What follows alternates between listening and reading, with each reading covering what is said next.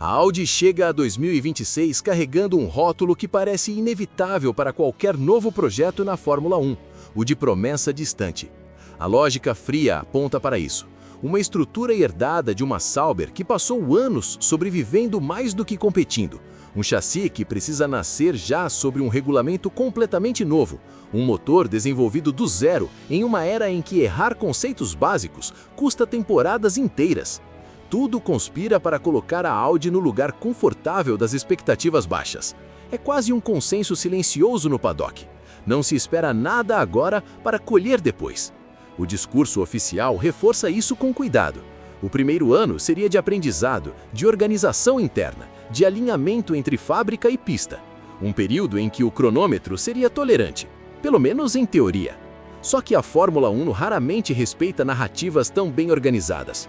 Projetos não evoluem em linha reta e, principalmente, não obedecem apenas ao que é dito publicamente. A história recente está cheia de equipes que prometeram pouco e entregaram menos, mas também de estruturas que esconderam mais do que admitiram. É nesse espaço cinzento que a Audi começa a se mover. Não como favorita, não como candidata a pódios constantes, mas também não como figurante resignada. O que muda o tom não é um comunicado oficial, nem uma frase de efeito de executivo em evento corporativo.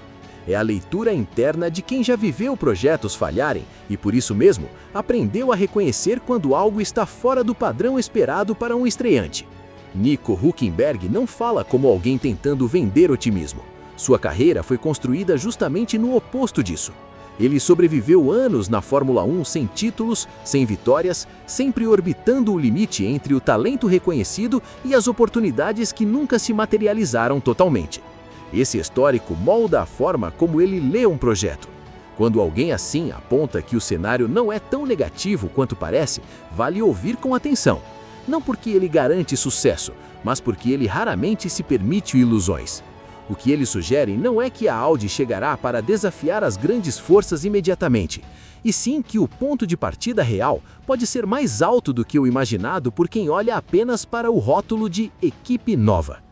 A comparação inevitável é com a própria Sauber de 2025, um ano que começou mal, quase anêmico, com um carro que não entregava nem o básico do que havia sido prometido internamente. O C45 nasceu limitado, reagiu mal às primeiras corridas e colocou a equipe numa posição desconfortável logo de saída. Não era apenas falta de desempenho bruto, era um pacote desequilibrado, difícil de ajustar, sensível demais a condições de pista. O tipo de carro que drena recursos e confiança ao mesmo tempo. Só que esse mesmo projeto passou por uma transformação radical a partir de um ponto específico da temporada.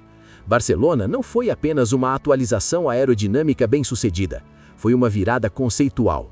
A equipe encontrou uma direção técnica clara, algo que havia faltado nos meses anteriores. E quando isso acontece na Fórmula 1, o ganho vai além do cronômetro. De repente, a Sauber começou a entender o próprio carro. As correções deixaram de ser paliativas e passaram a ser estruturais. O desempenho não virou pódio, mas deixou de ser irrelevante. Para uma equipe que vinha patinando, isso muda tudo internamente. Muda a forma como engenheiros encaram problemas, como pilotos confiam no feedback que dão, como decisões são tomadas no calor de um fim de semana de corrida. Hülkenberg se apega exatamente a esse ponto, não ao resultado final do campeonato, mas ao processo que levou aquela estrutura a sair do fundo e encontrar coerência técnica. Se isso foi possível com recursos limitados e sob pressão constante, por que não seria com uma Audi reorganizando tudo ao redor de um novo regulamento? Aqui entra o contraste que quase nunca aparece no discurso público. Enquanto executivos falam em 2030, em metas de longo prazo e em paciência estratégica, o trabalho diário na fábrica não opera nesse horizonte distante. Ele responde a ciclos muito mais curtos. Cada atualização que funciona cria um efeito cascata. Cada correlação bem-sucedida entre túnel de vento, simulação e pista acelera decisões futuras. A Audi não está começando do zero absoluto. Ela herda erros, sim, mas também herda aprendizados recentes, ainda frescos, de uma equipe que finalmente entendeu onde estava falhando. Ignorar isso é tratar a transição como se fosse apenas uma troca de nome na fachada, quando na prática há uma continuidade técnica que pode ser decisiva no primeiro ano. O motor, claro, permanece como a grande incógnita. Nenhum discurso otimista consegue contornar esse fato. Desenvolver uma unidade de potência competitiva na primeira tentativa é algo que poucos conseguiram na história recente. Os exemplos são conhecidos e pouco animadores. Mas também aqui, o tom interno parece menos dramático do que o externo. Não se espera excelência imediata, mas também não se trabalha com a ideia de desastre. O objetivo é confiabilidade, previsibilidade e margem de desenvolvimento. Em um regulamento novo, isso pode valer mais do que alguns cavalos extras que só aparecem em condições ideais. Um motor previsível permite que o chassi seja explorado com mais liberdade. E em 2026, entender o conjunto pode ser mais importante do que extrair tudo dele logo de cara. É nesse cenário que a presença de Gabriel Bortoleto ganha peso estratégico. Não como salvador, não como aposta midiática, mas como peça de um quebra-cabeça que precisa ser montado com cuidado. Um piloto jovem, em fase de aprendizado, tende a ser mais moldável a um projeto em construção. Ele cresce junto com o carro, aprende suas limitações sem o peso de comparações históricas na equipe. Ao lado de alguém como Hülkenberg, que já viveu praticamente todos os cenários possíveis na Fórmula 1, essa combinação cria um ambiente curioso. Um traz a leitura fria da experiência, outro a adaptação rápida de quem ainda está formando referências. Isso não garante desempenho imediato, mas reduz ruídos internos, algo crítico no primeiro ano. Nada disso transforma a Audi em candidata natural a grandes feitos logo de saída. O discurso de cautela continua válido. O risco é real, os desafios são enormes e a Fórmula 1 não costuma perdoar erros de base. Mas a narrativa de que 2026 está perdido antes mesmo de começar parece simplista demais. O que se desenha é um cenário intermediário, desconfortável para previsões fáceis. Melhor do que o passado recente da Sauber, possivelmente pior do que o marketing gostaria de vender. Um ano de transição, sim, mas talvez menos sofrido do que muitos imaginam. E na Fórmula 1 é exatamente nesse terreno indefinido que surpresas costumam nascer. A leitura mais honesta começa quando se abandona a ideia de que a Audi precisa chegar chegando para validar sua entrada na Fórmula 1. Esse tipo de expectativa costuma nascer fora do paddock, alimentada por marketing, por histórico em outras categorias e por uma noção equivocada de transferência automática de sucesso. Dentro da categoria, o cálculo é outro. O primeiro julgamento não é feito pelo público nem pela imprensa, mas sim pela própria concorrência. E esse julgamento raramente aparece em manchetes. Ele se manifesta em pequenos sinais, no respeito silencioso ao ritmo de desenvolvimento, na cautela ao comparar dados, na atenção dada a um carro que começa a aparecer de forma incômoda nos retrovisores, mesmo sem disputar posições de destaque. É aí que o projeto da Audi começa a se diferenciar do estereótipo clássico de estreante, não pelo tamanho da marca, mas pelo momento em que entra. 2026 não é um ano qualquer. É um reset técnico profundo, daqueles que embaralham forças estabelecidas e reduzem, ao menos temporariamente, a vantagem de quem vinha acertando tudo no regulamento anterior. Isso não significa igualdade, mas abre janelas. E a Audi trabalha exatamente com essa leitura. Não se trata de superar gigantes imediatamente, mas de evitar o erro mortal de começar no lugar errado da curva conceitual. Em um cenário desses, errar pouco pode ser mais valioso do que acertar muito tarde. O discurso de bastidor indica que o foco inicial não está em soluções extremas, mas em arquitetura sólida, um carro previsível, que responda de forma consistente a mudanças de acerto, que permita a correlação clara entre simulação e pista. Isso pode soar pouco ambicioso para quem espera saltos espetaculares, mas é exatamente o tipo de abordagem que evita anos de correção estrutural depois. A Sauber pagou esse preço em temporadas anteriores. Tentou atalhos, apostou em conceitos frágeis e passou tempo demais apagando incêndios. O aprendizado ficou, e a Audi parece determinada a não repetir esse ciclo. Quando Alan McNish fala do maior desafio da história da Audi no automobilismo, não há drama no tom, há reconhecimento. Ele conhece projetos vencedores e também conhece os limites entre confiança e soberba. Le Mans ensinou muito à Audi, mas a Fórmula 1 cobra um tipo diferente de precisão. Aqui, o margem de erro é microscópico e o ritmo de correção é brutal. O que em outras categorias pode ser ajustado em meses, aqui precisa ser resolvido em semanas. Essa consciência muda a forma como decisões são tomadas. Menos impulsividade, mais redundância de validação. Isso custa tempo no curto prazo, mas pode poupar temporadas inteiras de frustração. O ponto central é que ser melhor do que 2025 não é uma meta irrelevante, como muitos tentam pintar. No contexto da Sauber, isso representa sair de uma posição estruturalmente fraca para uma base minimamente competitiva. Em um grid comprimido, essa diferença pode significar deixar de ser figurante para se tornar incômodo. Não é sobre vencer corridas, mas sobre estar presente em disputas reais, sobre aparecer em estratégias alternativas, sobre capitalizar erros alheios. Em um campeonato longo, isso constrói narrativa e, mais importante, constrói dados. Cada ponto disputado em condições reais vale mais do que dezenas de voltas solitárias no fundo do pelotão. A projeção de top 5 em algumas corridas pode parecer ousada, mas não é absurda se o regulamento realmente nivelar forças como se espera. Não como regra, não como padrão, mas como possibilidade circunstancial.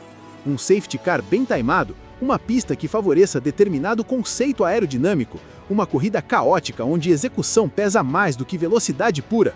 É nesses cenários que equipes em ascensão costumam aparecer.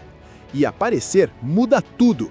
Muda a percepção externa, mas principalmente a interna. Pilotos passam a acreditar mais no projeto, engenheiros ganham argumentos para defender caminhos técnicos, a própria fábrica acelera processos quando vê retorno concreto. Gabriel Bortoleto se insere nesse contexto como um ativo de médio prazo que pode render antes do esperado. Não por genialidade imediata, mas por consistência. Em um projeto que não pode se dar ao luxo de desperdiçar fins de semana, isso conta muito. Cada corrida limpa, cada feedback claro, cada evolução discreta ajuda a equipe a calibrar decisões. Ao lado de Hülkenberg, a tendência é que o ambiente seja menos contaminado por frustração exagerada. Não há expectativa de milagre, há expectativa de trabalho. Isso, na Fórmula 1, costuma separar projetos que sobrevivem daqueles que implodem sob o próprio peso.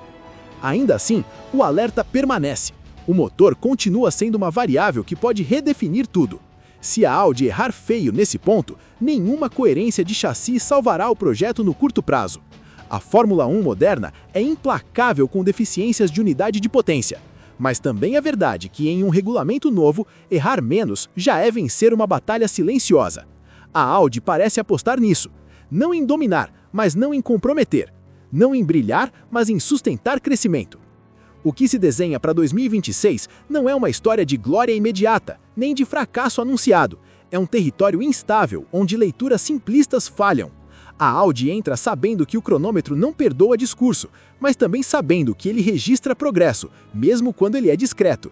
E na Fórmula 1, progresso consistente costuma ser mais perigoso para os adversários do que explosões isoladas de desempenho.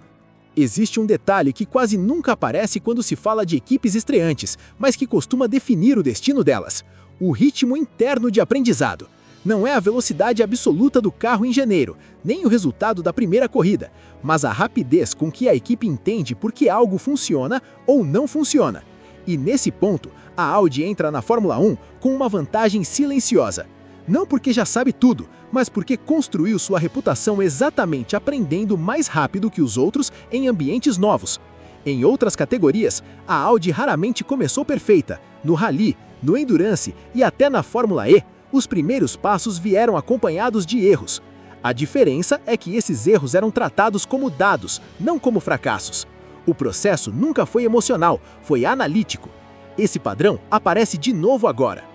A Audi não está vendendo a ideia de um carro mágico em 2026, mas de um projeto que entende cedo onde está errando. E na Fórmula 1, quem entende cedo costuma corrigir antes que o campeonato escape completamente. Outro ponto que passa despercebido é a estrutura humana por trás do projeto. Quando se fala em equipe nova, muita gente imagina um grupo inexperiente, começando do zero. Não é o caso. A Audi herdou uma base operacional que, apesar de resultados fracos, conhece profundamente a Fórmula 1. O que mudou foi a liderança técnica e o método. Processos foram reavaliados, fluxos de decisão encurtados e, principalmente, expectativas internas realinhadas. Isso reduz ruído, e ruído é um dos maiores inimigos de equipes em transição. O caso de 2025 serve quase como experimento controlado. A temporada começou mal, como esperado, mas a reação foi o que chamou a atenção. Não houve pânico, não houve caça às bruxas, não houve decisão desesperada de conceito. houve foco.